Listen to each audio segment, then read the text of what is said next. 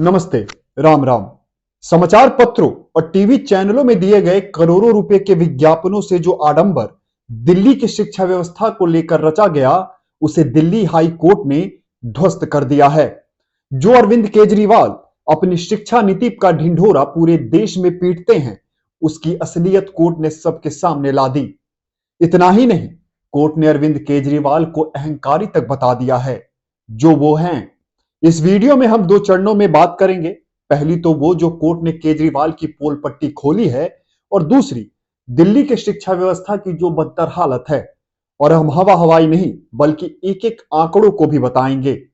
तो पहले Delhi high court की टिप्पणी पर बात करते हैं। तो दिल्ली में तकरीबन 2 लाख बच्चों को उनके विषय की पुस्तकें सरकार के द्वारा नहीं दी गई है। इस मामले को लेकर एक जनहित याचिका दायर की गई, जिसमें यह कहा गया कि बच्चे टीन शेड में पढ़ाई कर रहे हैं और उन्हें विषय से संबंधित पुस्तकें भी नहीं दी गई है। इस मामले की सुनवाई करते हुए जस्टिस मनमीत प्रीतम अरोड़ा और जस्टिस मनमोहन की बेंच ने अरविंद केजरीवाल के शिक्षा मॉडल की कलई खोल दी। कोर्ट ने सुनवाई के दौरान कहा कि दिल्ली सरकार केवल सत्ता के विनियोग में रुचि रखती है और मनी लॉन्ड्रिंग मामले में गिरफ्तारी के बावजूद इस्तीफा नहीं देकर अरविंद केजरीवाल ने व्यक्तिगत हित को राष्ट्रीय हित से ऊपर रखा है। जज यही नहीं रुके, उन्होंने आगे कहा कि एक अदालत के रूम में किताबें, वर्दी आदि का वितरण यह हमारा काम नहीं है। हम ऐसा इसलिए कर रहे हैं क्योंकि कोई अपने काम में विफल हो रहा है। आपका मुवक्किल सिर्फ सत्ता में रुचि रखता है। मुझे नहीं पता कि आप कितनी शक्ति चाहते हैं। समस्या यह है कि आप सत्ता हथियाने की कोशिश कर रहे हैं, इसलिए आपको सत्ता नहीं मिल रही है। जजों ने केजरीवाल के बाद मुख्यमंत्री बनने का सपना सजोए दिल्ली सरकार में शिक्षा मंत्री सौरभ भारद्वाज को भी उनकी असलियत बता दी। जस्टिस मनमोहन ने शहरी विकास मंत्री सौरभ भारद्वाज के आचरण पर टिप्पणी करते हुए कहा कि उन्होंने छात्रों की दुर्दशा पर आंखें मूंद ली है और घड़ियाली आंसू बहा रहे हैं। अब अरविंद केजरीवाल का अहंकार तो पूरे देश ने देख ही लिया है।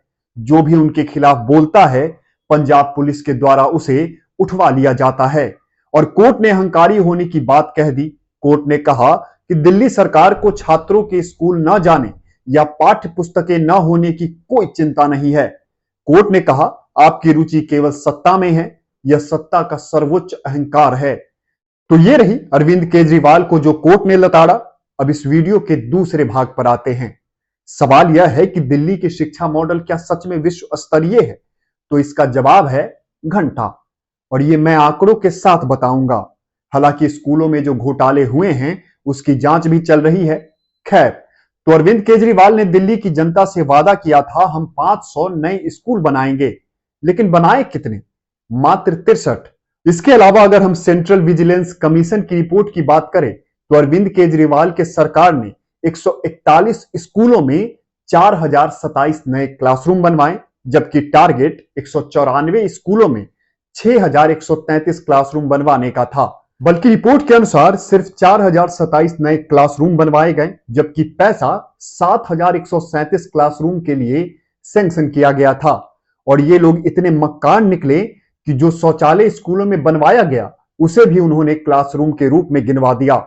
दिल्ली में आज की स्थिति यह है कि बच्चे 2 शिफ्ट में पढ़ाई करने जाते हैं। नाम के लिए 7 स्कूलों में स्विमिंग पूल बनवा दिया गया है, पेंट करके बाहर से शानदार दिखा दिया गया है, लेकिन पढ़ाई के नाम पर जीरो।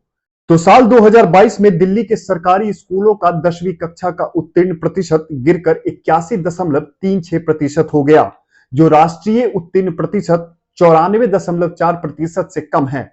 वहीं अगर हम प्राइवेट स्कूलों की बात करें तो पासिंग प्रतिशत 96% है। इसलिए बच्चे सरकारी स्कूल छोड़ रहे हैं। 2013-14 में 2,19,377 बच्चों ने क्लास 9 में एडमिशन लिया था। इसमें से 44% बच्चे 12वीं क्लास तक पहुंच नहीं पाए।